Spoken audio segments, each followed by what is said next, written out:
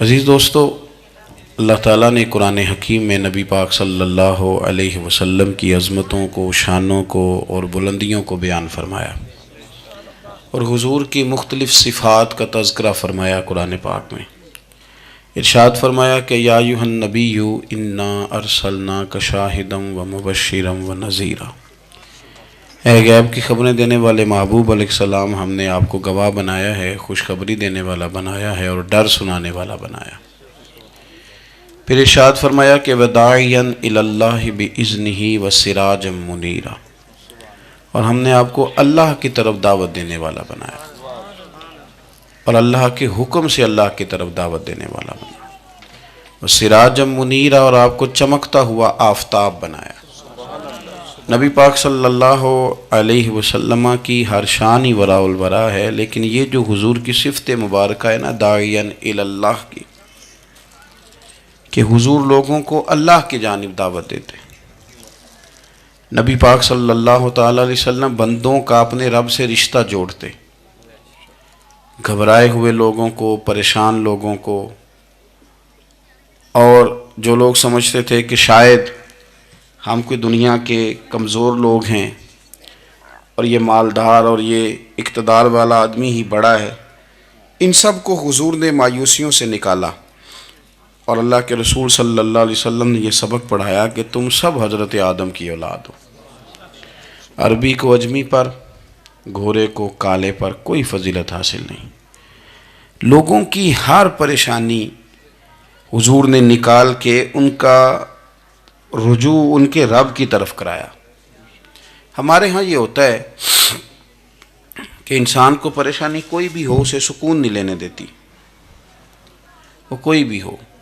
محفل میں کسی بندے کا بٹن ٹوٹ جائے نا، یہ گلے کا، تو کوئی دیکھے نہ دیکھے اس بیچارے کی ساری توجہ بٹن پہ رہتی ہے، میرا بٹن ٹھیک نہیں۔ کسی بندے نے کپڑے صاف نہ پہنے ہوں تو آپ اس شخص سے کہیں کہ تجھے کچھ لوگ ملنا چاہتے ہیں، تو وہ اگرچہ اس کے پاس پی ایچ ڈی کی ڈگری ہے، ڈھیر سارا مال ہے، وزادار ہے، صاحب عزت ہے، لیکن وہ کہتے یار میرے کپڑے نہیں ٹھیک، تو میں کوفت محسوس کر رہا ہوں، ذرا میں اپنے آپ کو تھوڑا سا نہا دھو لوں، فریش کر لوں، پھر میں چلتا ہوں۔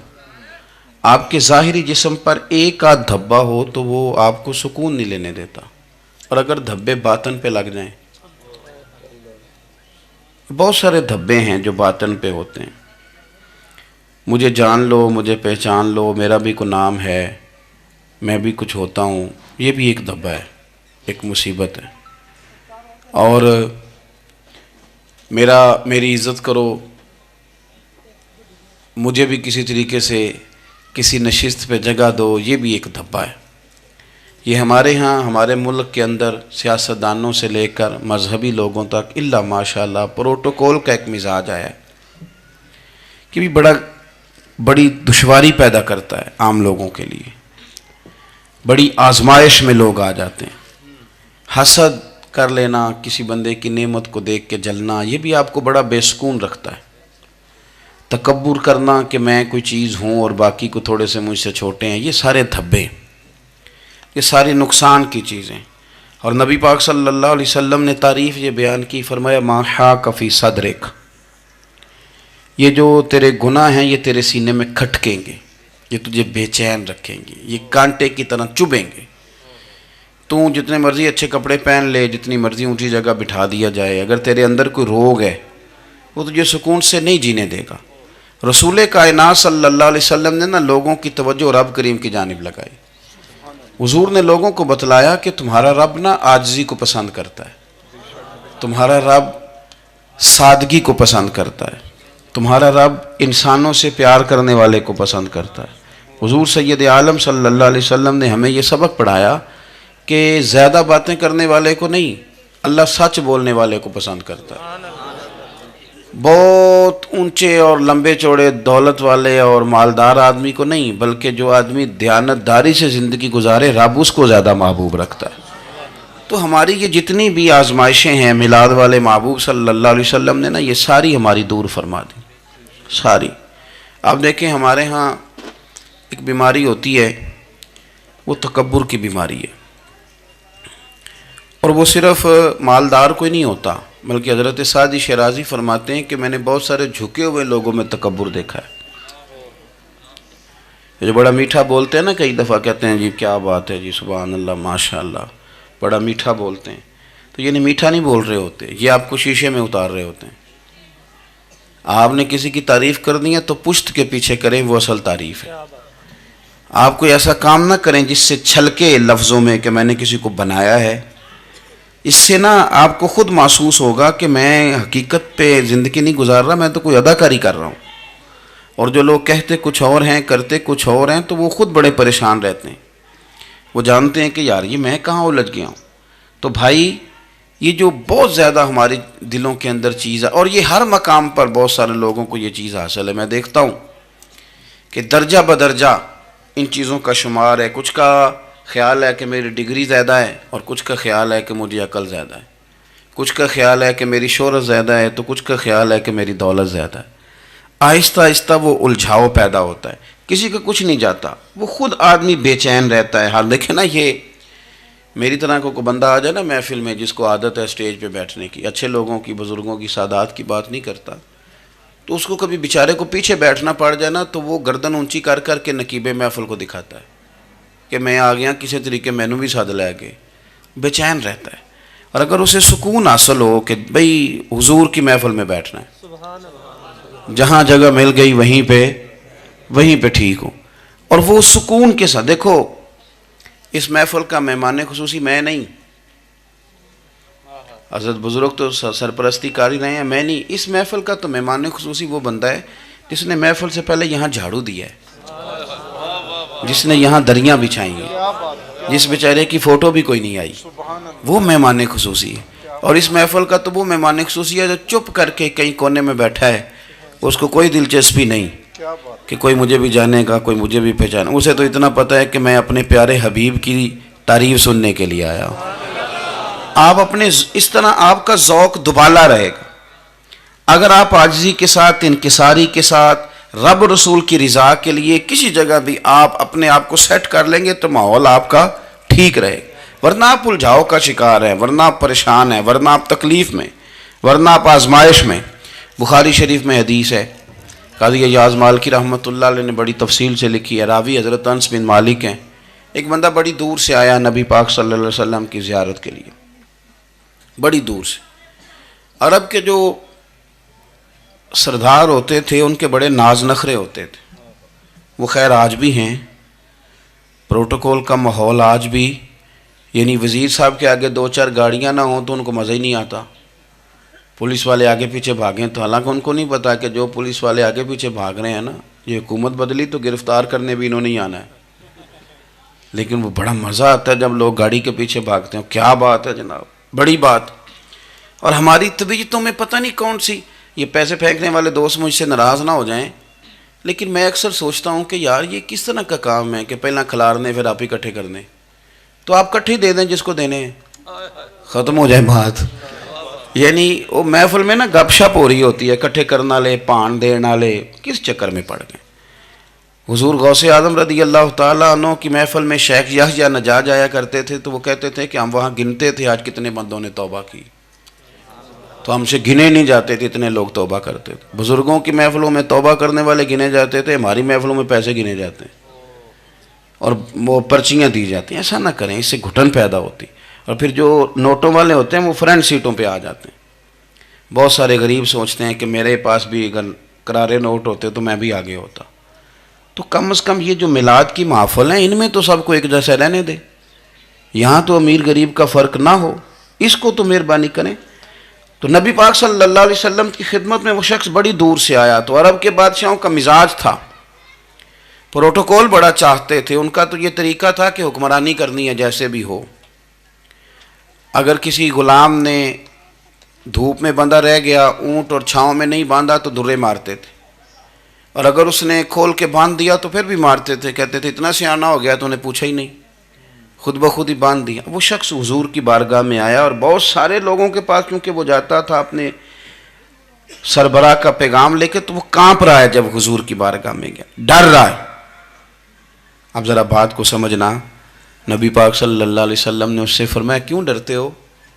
سادہ آدمی ہے، دیہاتی ہے، بدو ہے. اللہ کے رسول نے تھپکی دی. کیوں ڈرتے ہو؟ تو کہتے ہیں حضور مجھے آداب نہیں آتے اور مجھے ڈر آتا ہے، کوئی بات اگر ایسی ہو گئی آپ مدینے کی حکومت کے سربراہ ہیں تو کہیں آپ ناراض نہ ہو جائیں. حضرت انس بن مالک فرماتے ہیں بات کہاں کی تھی، پہنچ کہاں گئی. جب اس نے یہ کہا نا کہ آپ تو حکومت کے سربراہ ہیں، کہیں کوئی غلطی نہ مجھ سے ہو جائے، تو نبی پاک کی آنکھوں میں آنسو آ گئے.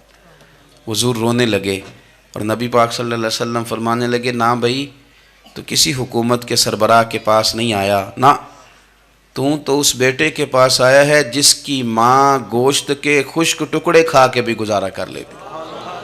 میں تو ایک غریب ماں کا بیٹا ہوں.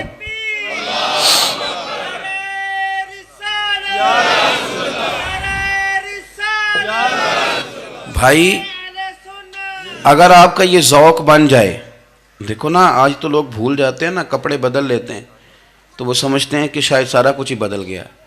یعنی گاؤں سے آ کر پڑھنے والے بھول ہی گئے ہیں کہ کس کی ماں نے کتنا زیور بیچا. لوگ بھول جاتے ہیں چیزوں کو. اپنے ماضی کو یاد رکھیں، آپ لوگوں کے ساتھ پیار کریں، آپ لوگوں کو موقع دیں، آپ تھوڑی سی اور کوشش کریں اس شخص تک جانے کی جو آپ کو مایوس نظر آ رہا ہے، پریشان نظر آ رہا ہے. یہ ہمیں میلاد والے محبوب صلی اللہ علیہ وسلم نے درس دیا. ایک اور پہلو، حضور سید عالم صلی اللہ علیہ وسلم نے، ہمارے ہاں نا ابھی بھی برادری کی تقسیم ہے، ابھی بھی، اور کچھ میں نے ایسے کمزور لوگ بھی دیکھے. یہ اس طرح کی حرکتیں ہارے ہوئے لوگ کرتے ہیں. ہارے ہوئے لوگ جو اپنے آپ کو سمجھتے ہیں کہ میں کوئی بڑا آدمی ہوں. بڑا آدمی تو اپنے اخلاق سے ہوتا ہے، اپنے کردار سے ہوتا ہے، اپنی سخاوت سے ہوتا ہے، لوگوں سے پیار کرنے سے ہوتا ہے. باقی یہ کہ بیٹھ کے کہانی سنانا کہ میں بڑا کچھ کرتا ہوں، تو جو کچھ کرتا ہوتا ہے اسے سنانے کی کوئی ضرورت ہے. ایک اور بہت سارے لوگ آپ تعزیت کرنے جائیں نا والد کے انتقال کے بعد، تو ان بیچاروں کو بتانا پڑتا ہے کہ ابا جی میرے بغیر دوائی نہیں کھاتے تھے. تو میں کہتا ہوں اگر تیرے بغیر نہیں کھاتے تھے پھر بتانے کی ضرورت نہیں، پھر تو سارے گاؤں کو پتہ ہوگا کہ تیرے بغیر نہیں کھاتے تھے. اور اگر کوئی دال میں کالا ہے تو پھر تیری وضاحت کوئی بندہ قبول نہیں کرے گا. تو آپ کو بتانا کیوں پڑ رہا ہے؟ اور آپ بار بار اس بات کا ذکر کیوں کر رہے ہیں کہ ہم بہت بڑے قبیلے کے ہیں؟ صاحب اگر آپ بڑے قبیلے کے ہیں تو پتہ ہوگا سارے علاقے کو آپ کتنا لوگوں کا خیال کرتے ہیں، آپ کس قدر محبت کرتے ہیں، آپ کا انداز کریمانہ کس طرح کا. پھر آپ کو بتانے کی کوئی ضرورت نہیں ہوتی، پھر خود بخود خبر ہوتی. حضرت سیدنا ابو ذر غفاری رضی اللہ تعالیٰ عنہ، قبیلہ بنو غفار ایک بڑی شاخ تھی قبیلوں میں سے. جو لوگ اس زمانے میں مالدار قبیلوں سے تعلق رکھتے تھے ان میں سے ایک بڑا نام تھا. ساری زندگی چودراہٹ کی، لیکن میلاد ایک انقلاب کا نام ہے. میں میلاد منانے والے دوستوں سے گزارش کرتا ہوں کہ آپ ہر سال میلاد منائیں، اور ہر سال میلاد کے بعد آپ تھوڑے بدل بھی جائیں، یعنی تھوڑے سے بدل جائیں. کچھ لوگ کہیں یار یہ داڑھی میں نے نا 12 ربیع الاول والے دن رکھی تھی، یہ میری میلاد والی داڑھی ہے. اور داڑھی رکھیں بھی نبی پاک کی مرضی کی. کس کی مرضی کی؟ نہ ناراض ہو جائے جی میں ٹور چلا بس. کس مرضی کی جی؟ اپنی مرضی کے نہیں. داڑھی کا وزن کو نہیں ہوتا کہ پوری مٹھی رکھیں گے تو آپ کو کوئی دقت ہوگی، کوئی وزن نہیں. پوری رکھیں، جو حضور کا طریقہ مبارکہ ہے جو ہمیں ملتا ہے اس پر آپ توجہ فرمائیں. تو میں جو بات عرض کرنے جا رہا ہوں وہ میلاد انقلاب ہے. حضور سید عالم صلی اللہ علیہ وسلم کی بارگاہ میں آنے سے پہلے لوگ کچھ اور ہوتے تھے، اور یہاں سے ہو کے جاتے تھے تو پھر ان میں تبدیلی آتی تھی. میں سارا دن کرامتیں سناؤں نا کسی کو اپنے پیر صاحب کی اور اپنے گھر میں بھی کہ میرے حضرت بڑے، میرے استاد بڑے، لیکن بیوی کے ساتھ اگر میں ترش لہجے میں بات کروں گا تو وہ کہے گی اے سکھاندے نے تینوں پیر صاحب. دوست کہیں گے یہ سکھاتے ہیں آپ. تو آپ کی کہانیاں نہیں چلتی، آپ کا کردار چلتا ہے. حضرت ابو ذر غفاری رضی اللہ تعالیٰ عنہ فرماتے ہیں چونکہ میں چودھری تھا، سیدنا بلال حبشی رضی اللہ تعالیٰ عنہ کے پاس میں بیٹھا تھا. کسی بات میں بات آگے بڑھی اور بڑھتے بڑھتے بات شکرنجی تک چلی گئی. رائے کے اختلاف نے باتوں میں تلخی پیدا کر دی، اور جب تھوڑے لفظ اور تیز ہوئے تو میں نے انہیں کہہ دیا چپ کر، تو ابشن کا بیٹا ہے. کس کے بیٹے تھے حضرت بلال؟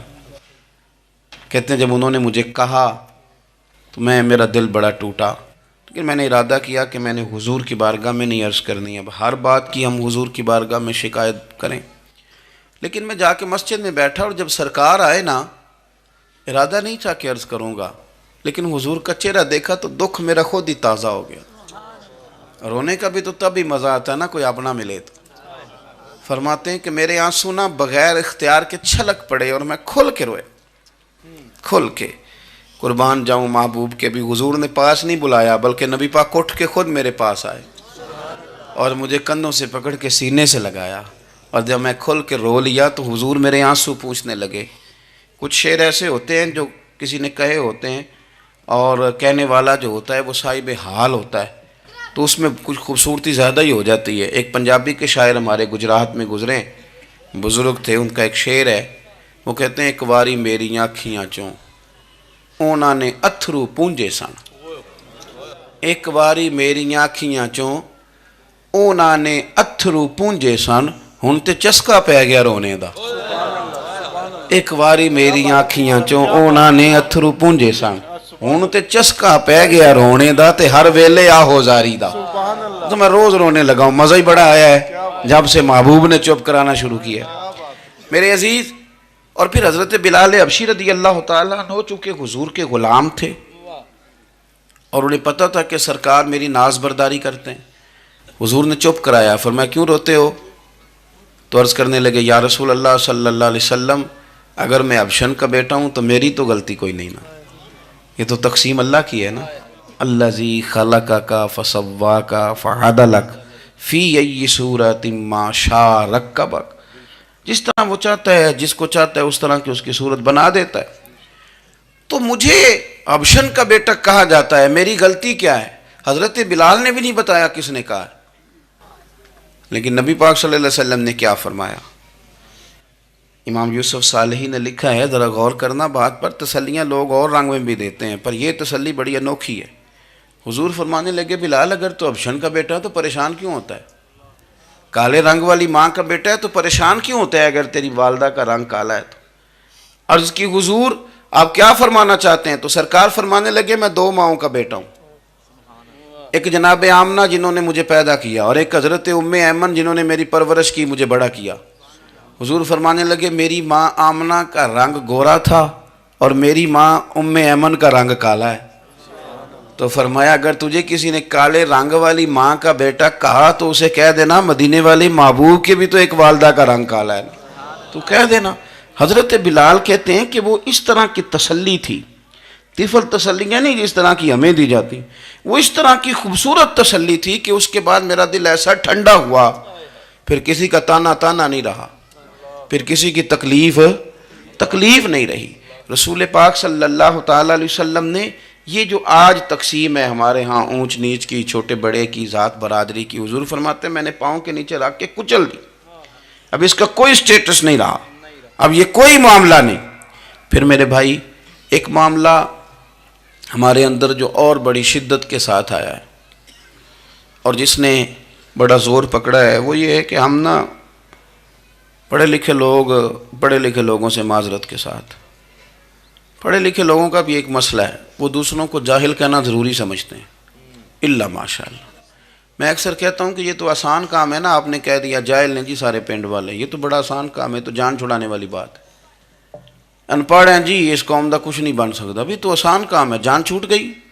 میں بھی کھڑا ہوتا ہوں نماز جنازہ کی امامت کرنے کے لیے، کبھی تو کہہ دیتا ہوں کہ جناب آج لوگوں کو نماز جنازہ کی دعا نہیں آتی، تو سوچتا ہوں کہ اگر کسی نے کھڑا کر کے پوچھ لیا کہ آپ نے کتنے لوگوں کو یاد کرائی ہے، ہم نے کبھی کہا کہ آؤ بیٹھو یاد کراؤں، تو اس کا جواب کیا ہے؟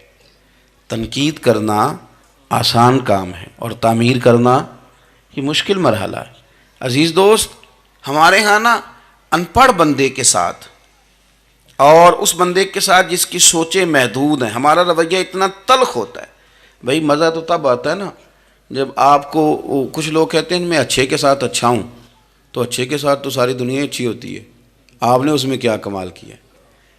حضور سید عالم صلی اللہ علیہ وسلم نے تو فرمایا اس کے ساتھ جوڑو جو تمہارے ساتھ توڑ رہا ہے، جو سخت رویہ اختیار کرے، سخت۔ بخاری مسلم میں حدیث ہے، حضرت عمر فاروق رضی اللہ تعالیٰ عنہ، حضرت انس بن مالک فرماتے ہیں کہ حضور سید عالم صلی اللہ علیہ وسلم گزر رہے تھے اور سرخ رنگ کی نہ نجرانی دھاری دار چادر سرکار نے اوڑھ رکھی تھی، ایک بدو آ گیا، اس نے کیا کیا کہ حضور کی مقدس چادر کو پکڑ کے کھینچا، اور اس زور سے کھینچا کہ گردن مبارک پہ نشان پڑ گیا۔ زور سے دروازے پہ دستک دے دینا بھکاری، تو اسے خراش شرات کوئی نہیں ملتی، البتہ جھٹکیاں دو چار ضرور مل جاتی۔ توڑنا ہے دروازہ، خیرات لینے آیا کہ تو قرضہ لینے آیا؟ اس نے آ کر کے زور سے چادر کو کھینچا، مقدس گردن پہ نشان پڑ گیا۔ سرکار نے رخ انور پھیرا، کہتا پتہ کیا ہے، میں غریب آدمی ہوں، کچھ مانگنے آیا ہوں۔ بھئی تو گلے میں چادر ڈال کے مانگے گا؟ لیکن یہ آپ کا کمال ہے۔ یہاں اب آپ کے علم کا، آپ کے حوصلے کا، ظرف کا پتہ چلتا ہے۔ کھینچی چادر، کچھ مانگنے آیا ہوں، اور صحیح بخاری کے لفظ یہ ہیں کہ فَالْتَفَتَ إِلَيْهِ فَضَحِكَ، جب محبوب نے اس کی طرف توجہ کی، اس کی بات سنی، اس نے گلے میں چادر ڈال کے کھینچا ہے، نشان ڈال دیا ہے، لیکن جب حضور نے توجہ کی تو فَضَحِكَ، نبی پاک نے مسکرانا شروع کر دیا۔ حضور مسکرائے، یعنی چادر ڈال کر کھینچنے والے، اور یہ چیز آپ کو بڑا کر دے گی۔ آپ یقین کریں، آپ کو کسی نے برا کہا تو آپ نے ڈبل برا کہا تو آپ تانگ ہوں گے۔ ہنڈیا جب جلتی ہے تو اس کے کندھے، ابلتی ہے تو اس کے کندھے جل جاتے ہیں۔ آپ کسی کو اینٹ کا جواب پتھر سے دے کے پریشان ہوں گے، لیکن اگر آپ نے کہہ دیا نا چل یار موج کر، ہور کر لے دو گلا، اور آپ ہنسیں، یہ بڑی پاکیزہ سزا ہے دشمن کے لیے، بڑی صاف ستھری۔ جتن جتن تے ہر کوئی کھیڑے، ہارن کھیڑ فقیرہ، جتن جتن تے سارے لوگ کر دینا کام جتنے آلہ، میں نے جیتنا ہے۔ تو درویش کہتے ہیں جتن جتن تے ہر کوئی کھیڑے، تو ہارن کھیڑ فقیرہ، اوے جتن دا مل کوڈی پیندائی، ہارن دا مل ہیرا، ہارن دا مل ہیرا۔ کبھی کبھی ارادہ کریں چل کوئی بات نہیں، کر لے یار، پھر کیا ہے۔ اور یہ کام آئے گی چیز بہت زیادہ۔ حضور صلی اللہ علیہ وسلم سے کہنے لگا کچھ مانگنے آیا ہوں، تو اب حضور نے کیا فرمایا؟ فرمایا ایک دو چار بکریاں نہیں، دو پہاڑیوں کے درمیان جو ریوڑ ہے نا بکریوں کا، اجڑ، فرمایا سارے اس کو دے دو۔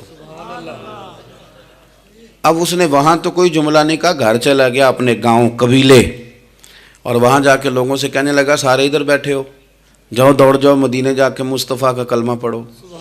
کہنے لگے وہ تو اتنا دیتے ہیں کہ غربت کا ڈر بھی دور ہو جاتا ہے۔ تو نبی پاک صلی اللہ علیہ وسلم کا ان لوگوں کے ساتھ جو ان پڑھ ہیں، جو ساتھ ہیں، آج ہمارے بچے اپنے ابا جی کو بھی کہہ دیتے ہیں تسی پڑھے نہیں، ان دور بدل گیا ہے۔ میں ایک شادی کی تقریب میں جا رہا تھا، میرے آگے آگے والد صاحب کو بیٹا سمجھا رہا ہے، کہتے ابا جی ہن نہ اتھے جا کے نہ میٹھے چولاں تے سالن پا کے نہ کھایا جی، بندہ ماڑا لگتا ہے۔ میرا پیار تھا اس خاندان سے، میں نے اس بچے کو تھپکی دے کے کہا، میں کہا پتر تو ذرا لیٹ ہو گیا، جلدی ہوندا تے نہ سارے سیانے ہونا سی۔ یہ ہمارے بچے اب بجائے اس کے کہ وہ قائل کریں، کتنا آپ نے غلط جملہ کہا کہ ابا جی آپ پڑھے ہی نہیں، آپ نے کتنی غلط بات کر دی۔ امام اعظم ابو حنیفہ رحمۃ اللہ علیہ کا ایک شاگرد تھا، وہ تقریر اچھی کرتا تھا، تو امام صاحب رحمۃ اللہ علیہ کی والدہ فرمایا کرتی ہیں ابو حنیفہ جا اس سے جا کے یہ مسئلہ پوچھ کے آ۔ تو امام صاحب فرماتے ہیں اماں میں نہ بتا دوں، تو اماں کہتی تو تے بچہ تینوں کی پتہ ہوئے، حالانکہ وہ شاگرد ہے۔ تو امام صاحب پھر اس کے پاس جاتے، اس کو جا کہتے اس سوال کا جواب، تو کہتا استاد جی مجھے کیا پتہ ہے، آپ کو پتہ ہے ان مسئلوں کا؟ تو آپ فرماتے یہ میں پہلے تجھے بتاتا ہوں اس کا جواب، پھر تو مجھے بتا، اور پھر میں تیرا نام لے کے اپنی اماں کو مطمئن کروں گا۔ اس لیے کہ ماں باپ کو دلائل نہیں دیے جاتے، انہیں راضی کیا جاتا ہے۔ اور میں بچوں سے گزارش کروں گا ابا جی کو پیسے بھی دیں، اماں جی کے وہ کپڑے بھی لے کے دیں، لیکن ضروری یہ ہے کہ ان کو وقت دیں، ان کے پاس بیٹھیں، ان سے مشورہ کریں، ان کو آپ کے وقت کی ضرورت ہے۔ بڑھاپے میں اس طرح کا ماحول نہ بنا دیں کہ وہ ایک کونے میں بیٹھے ہیں، کوئی پوچھتا ہی نہیں، اس طرح نہ کریں۔ ہم تو اس طرح والدین سے رویہ کرتے ہیں جیسے MBBS ڈاکٹر رات کو وارڈ میں آتا ہے اور دو تین اس کے ساتھ سٹاف کے لوگ ہوتے ہیں، اور وہ کہتا ہے دوائی کھا لی ہے، طبیعت اب کیسی ہے، بلڈ پریشر ٹھیک ہے، یہ میں نے دوائی بدل دی ہے۔ یہ کیا رویہ ہو؟ آپ ان کو وقت دیں۔ وہ جس طرح آپ چھوٹے تھے تو وہ لاڈ لڈاتے تھے، پیار کرتے تھے، آپ بھی تھوڑا قریب بیٹھیں، اور آپ دیکھیں آپ کو اللہ تعالیٰ اس کی برکت سے کتنی رحمتیں عطا فرماتے۔ تو کسی کو جاہل کہنا، ان پڑھ کہہ دینا۔ ایک حدیث اور سن لیں، بات کو ختم کرتا ہوں۔ اس کو قاضی ایاز رحمۃ اللہ علیہ نے شفا شریف میں لکھا ہے، ایک بدو حضور کی بارگاہ میں آیا اور اس نے آ کے کچھ مانگا، اللہ کے پیارے حبیب صلی اللہ علیہ وسلم کی بارگاہ میں مانگا، جہاں ایک مانگنے پر دریا بہا دیے جاتے ہیں۔ دریا بہا دیے ہیں، در بے بہا دیے. یہ در الگ ہے اور بے بہا الگ ہے. پھر یہ شعر صحیح سمجھ میں آئے گا آپ. تو حضور سید عالم صلی اللہ علیہ وسلم تو جس کو دیتے تھے پھر اس کی کئی نسلیں کھاتی تھی، ختم نہیں ہوتا تھا. اس نے بھی کچھ مانگا، حضور نے کچھ دیا، لیکن ابھی اسے آداب نہیں نہ آتے تھے. پہلے آداب سکھائیں پھر کسی کو بے ادب کہیں، لیکن بغیر آداب سکھائے لوگ لوگوں کو بے ادب کہہ دیتے. یہ انداز ٹھیک نہیں. اس نے کچھ مانگا، حضور نے دیا. چونکہ آداب نہیں آتے تھے، نہ آشنا تھا، تو کہنے لگا معاذ اللہ ثم معاذ اللہ نقل کفر کفر نہ باشد. کہنے لگا میں تو بڑی تعریف سن کے آیا تھا، آپ نے تو کچھ بھی نہیں دیا. حضرت عمر فاروق نے تلوار نکال لی، فرمایا اس بے ادب کی گردن اڑاؤں گا. حضور نے فرمایا عمر ٹھہر جا ذرا، جلدی نہ کر. سرکار اسے گھر لے گئے. جتنا دیا تھا نا اس سے ڈبل دیا، پھر جتنا ہو گیا تھا اس سے بھی ڈبل دیا. تیسری دفعہ حضور دینے لگے تو کہنے لگا یا رسول اللہ بس کریں، میں نے تو طوفان کے اندر بھی ہوا اتنی تیز نہیں چلتے دیکھی جتنی آپ کی سخاوت تیز چلتی ہے. کریم رسول صلی اللہ تعالیٰ علیہ وسلم نے فرمایا یہی بات باہر جا کے میرے صحابہ سے بھی کہہ دو گے؟ حضور کہہ دوں گا. فرمایا جب تم نے کہا تھا نا نہیں دیتے تو ان کے دل ٹوٹ گئے، جب تم کہو گے نا بڑا دیتے ہیں تو ان کے کلیجے ٹھنڈے ہو جائیں گے. وہ باہر آیا، آ کر کے کہنے لگا میرے رسول پاک علیہ السلام کے مقدس غلاموں، میں نے تو طوفان میں بھی ہوا اتنی تیز نہیں دیکھی جتنی کریم کی سخاوت تیز ہے. پیارے حبیب صلی اللہ تعالیٰ علیہ وسلم تو کمال کر دیتے ہیں. اب صحابہ خوش ہو گئے. میرے نبی پاک صلی اللہ علیہ وسلم نے ہماری تربیت فرمائی کہ ہم نے کس طرح کا رویہ ایسے لوگوں کے ساتھ اختیار کرنا ہے. حضور فرمانے لگے عمر اگر تم اس سے پہلے قتل کر دیتے جو اس نے کہا تھا تو یہ دوزخ میں جاتا، اور اب جو کہہ رہا ہے اس پر مرے گا تو رب اسے جنت عطا فرمائے گا. حضور فرمانے لگے عمر میری اور تمہاری یعنی میری اور میری امت کی مثال اس آدمی کی مثال کی طرح جس کی اونٹنی بھاگ گئی تھی، ناک سے نکیل نکل گئی تھی. بہت سارے لوگ آئے اسے پکڑنے کے لیے، ہاتھوں میں نیزے تھے، ڈنڈے تھے، تلواریں تھیں، پر وہ کسی کے قابو نہ آئی. زخمی ہو گئی پر کسی کے قابو نہ آئی. حضور فرماتے ہیں پھر اس کا اپنا مالک آ گیا.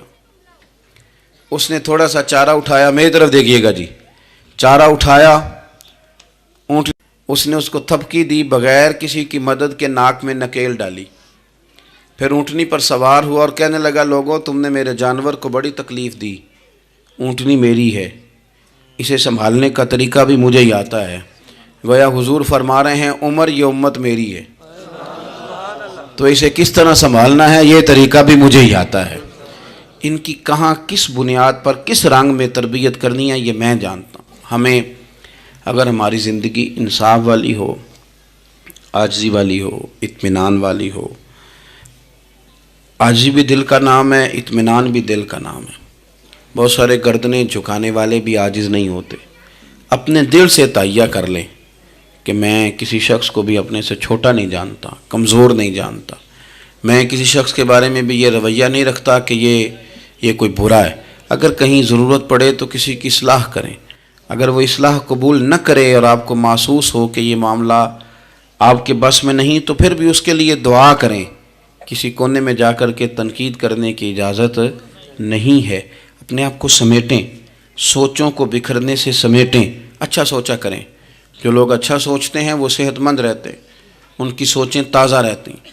آپ ہر ایک کے بارے میں خیر کا رویہ اختیار کریں اور مثبت پہلو تلاش کریں. آپ مثبت پہلو، ہر وقت تنقید کرنا، ہر وقت تنقید کرنا. میں ایک محفل میں بیٹھا تھا، بات میری ختم ہو گئی تو ایک نعت خواں نے بڑا اچھا شعر پڑھا. ہم بڑی اس بات کی تردید کرتے رہتے ہیں کہ یہ طے کر کے اور پیسے لے کے اور یہ نہیں کرنی چاہیے چیزیں، لیکن یہ کہ یہ غلطی کس کی ہے؟ یہ اس عوام کی غلطی ہے جو ریٹ بناتی ہے، چیزیں خریدتی ہے. جو چیزیں آپ خریدیں گے نہیں بکیں گی بھی نہیں مارکیٹ میں. آپ خریدتے ہیں تو کوئی بکتا ہے نا. میری بات کی سمجھ آ رہی ہے؟ تو ہم یہ سارا کچھ ڈال دیتے ہیں. اب کیا ہوتا ہے کہ اتنی سونی محفل سجی ہوئی ہے لیکن اس میں بیٹھ کر لوگ حضور کی تعریف سننے کی بجائے یہ کہہ رہے ہیں اس نے 40,000 لیا ہے. تو آپ یہ اندازہ کریں کہ وہ جو بات ہمیں اس وقت مدینہ شریف لے کے جاتی، ہمارا عشق رسول تازہ کرتی، تو ہم نے وہاں کیا گھٹن پیدا کر دی یہ کہانیاں چھیڑ کے. کیوں دیتے ہیں آپ پیسے؟ کیوں اس طرح کے ریٹ آپ بناتے ہیں؟ پہلے آپ بناتے ہیں پھر اس کے بعد آپ تنقید کرتے ہیں. اب دیکھیں میں بھی بیٹھا تھا تو اس نے بڑا خوبصورت شعر پڑھا اور بڑی مزیدار بات کی، بڑا مزہ آیا. تو میں نے ساتھ والے سے کہا یار آج بڑے دنوں کے بعد سرور آیا. تو کہنے لگا انہیں 40,000 لے آ جائے. میں انہوں کہا تو 10 منٹ کھلو جانا سی، مزہ تو لے لینے دیتا. اور پھر میں نے اسے کہا کہ یار بات سنو، کیوں دیتے ہو 40,000؟ اور اگر اس نے لیا بھی ہے نا تو آج اتنا مزہ آیا نا، میرے خیال میں نا اس کا 40 نہیں 80 بنتا ہے. دیکھو نا اس نے ہمیں پہنچا کہاں دیا ہے. تو آپ مثبت لیں چیزوں کو، مہربانی کریں، اچھا سوچیں، اچھے رویے اختیار کریں. وہ کسی شاعر نے کہا تھا کچھ تو مجبوریاں رہی ہوں گی، یوں ہی کوئی بے وفا نہیں ہوتا. اچھی سوچ پیدا کریں، خوبصورت آپ اپنے آپ کو رکھیں. آپ کا فائدہ ہوگا، آپ اچھا سوچیں گے تو آپ کا نفع ہے. ورنہ بکھری ہوئی سوچوں ہلے لوگ تو بیچارے سویرے کچھ ہوتے ہیں، دوپہر کو کچھ ہوتے ہیں، شام کو کچھ اور ہوتے ہیں، اور تیزی سے وہ لوگ بکھر جاتے ہیں. آپ یہ دیکھیں کہ آپ مست رہیں، آپ اپنے آپ کو پریم میں رکھیں، آپ اپنے آپ کو سکون میں رکھیں. کوئی تعریف کرے تو اس کی مہربانی، تنقید کرے تو اللہ بھلا کرے، لیکن آپ نے اپنی سوچوں کو ہمیشہ مجتمع رکھنا ہے. اللہ تعالیٰ آپ کو بہترین صلہ عطا فرمائے. محفلیں ہوتی ہیں حضور کے نام کی، لوگ تو ظاہر آتے جاتے رہتے ہیں، ہر ایک آدمی کی اپنی مشغولیت. آپ تشریف رکھیں گے، حضور کی ثنا خوانی ہوگی. اللہ تعالیٰ آپ سب کو جزا عطا فرمائے. آخر دعوانا جی آج اقبال ڈے جی واقعہ ہے سعد بن نبی وقاص سنا دیا. نہیں وہ کون سا واقعہ ہے؟ وہ تو واقعہ ہے سعد بن نبی وقاص ہے، یوٹیوب تے اپلوڈ ہے. نہیں، ان کے تو کئی واقعات ہیں. جنگ والا. چلے میں بات کرتا ہوں، آپ تشریف رکھیں جی. میں بات کرتا ہوں. میں تو اپنی طبیعت کے مطابق بات کر چکا ہوں، اتنی کو میں کیا کرتا ہوں، لیکن ایک بات عرض کرتا ہوں آپ کی خدمت میں. ایک تو یہ کہ آج اقبال ڈے. علامہ اقبال جو ہیں وہ اسلام کے اور صوفیاء کے اور اہل محبت کے بہترین ترجمان ہیں. انہوں نے لوگوں کو رخ جو ہے وہ نبی پاک صلی اللہ علیہ وسلم کی محبت کی جانب پھیرا ہے. تو اقبال سے پیار کرنا اور ان کی تعلیمات کو دیکھنا یہ بھی بڑی کمال بات. ایک بات مجھے یاد آ رہی ہے حضرت سعد بن نبی وقاص کے. بہت ساری باتیں ہیں، میں سمجھ نہیں پایا کہ کس بات کی طرف میرے بھائی نے اشارہ کیا ہے. آپ فرماتے ہیں میں ایک دفعہ قادسیہ کی جنگ کے لیے گیا تھا، تو اس بادشاہ جس سے ہماری جنگ تھی اس کے بارے میں معروف تھا کہ تاج بڑا قیمتی پہنتا ہے. ہوتے ہیں نا جی، ہمارے ملک میں بھی کچھ بادشاہ ایسے ہیں جو 6-6 کروڑ کی گھڑی پہن لیتے ہیں. حالانکہ آپ جتنا مرضی مہنگا جوڑا پہن لیں، اب تعریف کوئی بھی نہیں کرتا. اب ختم ہو گیا دور، اب سارے وراء الورا. اب ہر بندے کی ڈیزائننگ بڑی شاندار ہے، جس کو بھی چھیڑ دیں. تو وہ تاج بڑا قیمتی پہنتا تھا، ہیرے لگائے ہوئے تھے. حضرت سعد بن نبی وقاص رضی اللہ تعالیٰ عنہ نے لوگوں سے کہا کہ اس کے تاج کا خیال رکھنا، مل گیا تو مال غنیمت میں فائدہ ہوگا. جنگ ہوئی شام کو، تاج اس کا کہیں ریت میں کھو گیا. لوگوں نے کچھ دیر ڈھونڈا، بادشاہ قتل ہو گیا، ملا نہیں. حضرت سعد بن نبی وقاص نے کہا چھوڑو، سو جاؤ، اتنا بھی ضروری نہیں. فرماتے ہیں کہ میں اپنے خیمے میں چلا گیا تو ایک آدمی نے اندر آنے کی اجازت مانگی. میں نے کہا آ جاؤ. وہ آیا تو اس نے چادر کی اوٹ میں اپنا چہرہ چھپایا ہوا تھا، اور پھر اس نے جب وہ چادر کھولی تو اندر سے اس نے وہ ہیروں کا چمکتا ہوا تاج میرے سامنے رکھا. کہنے لگا میں گزر رہا تھا، گھوڑے کے پیر سے کچھ چیز ٹکرائی ہے، میں نے ریت کھودی ہے تو یہ نکل آیا. تو آپ فرماتے ہیں میں نے اسے کہا یار تو غریب آدمی لگتا ہے، تیرے کپڑے بتاتے ہیں. دامان توکل کی یہ خوبی ہے کہ اس پر پیوند لگے ہوتے ہیں پر دھبے نہیں ہوتے. تو غریب آدمی لگتا ہے. اس نے کہا جی میں جب آیا تھا تو بچوں کے لیے شام کا کھانا تھا، کسی پڑوسی سے ادھار کی گزارش کر آیا تھا، لوٹ کے جاؤں گا تو اللہ خیر کرے. آپ فرماتے ہیں کہ وہ رکھ کے نا غریب آدمی، اتنی دیانتداری، اتنا اخلاص، چہرہ بھی چھپایا ہوا. جب اس نے رخ پھیرا تو میں نے اسے کہا میاں نام ہی بتا دو، باپ کا نام اور قبیلے کا نام ہی بتا دو. کیسے اس نے رخ نہیں پھیرا، ادھر ہی چہرہ رکھا دروازے کی جانب. کہنے لگا حضور یہ کام میں نے آپ کے لیے نہیں کیا، یہ دیانتداری اور اخلاص میں نے آپ کے لیے یا شہرت کے لیے یا لوگوں کو بتانے کے لیے نہیں کیا. جس رب و رسول کے لیے میں نے یہ کام کیا ہے نا، وہ میرا نام بھی جانتے ہیں، باپ کا نام بھی جانتے ہیں اور قبیلہ بھی جانتے ہیں. انہیں پتہ ہے میں نے اللہ کی رضا کے لیے کیا ہے. تو جن کے لیے کیا ہے انہیں میری اس بات کی خبر ہے. اس لیے حضور نے فرمایا ہے کہ اللہ نہ تمہاری جیب دیکھتا ہے نہ چہرہ دیکھتا ہے، وَلَٰكِن يَنْظُرُ إِلَىٰ قُلُوبِكُمْ، وہ جب دیکھتا ہے تمہارے دل دیکھتا ہے. تو اس پر توجہ رکھیں، یہ صاف ستھرا رہے تو بڑے سارے کام بن جاتے ہیں. اللہ عمل کی توفیق رفیق عطا فرمائے۔ آخر دعوانا ان الحمدللہ رب